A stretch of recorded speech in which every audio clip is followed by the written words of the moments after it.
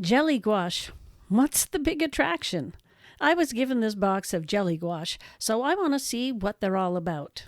I already own some Winsor & Newton designer gouache tubes, which are very nice.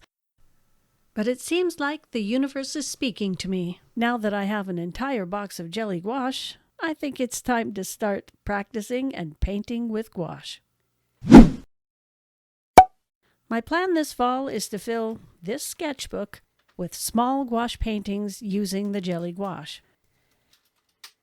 Before I start, I'll have to open the paints, something that I was not looking forward to doing. Peeling the tops off is messy and difficult, but I think I found a solution. I used needle nose pliers and rolled the tops back, much the same way you would if you were opening a can of sardines.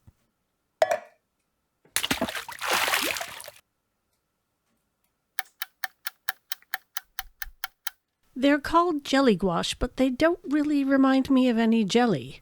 They remind me more of pudding.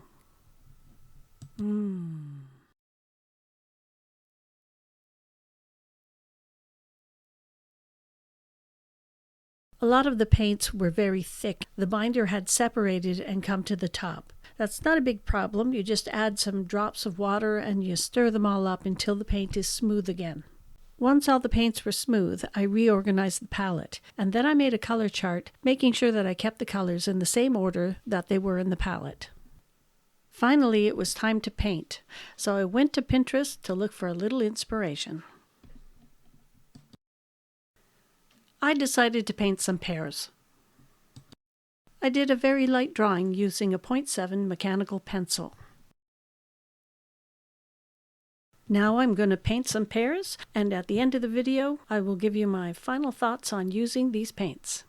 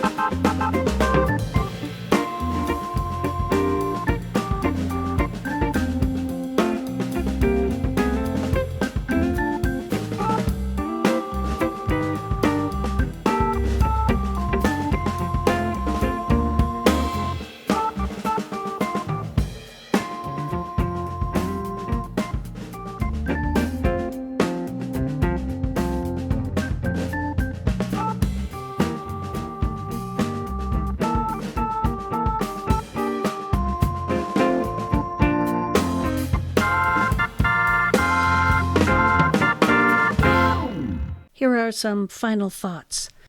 The paints are thick and a bit sticky, causing a lot of brush drag.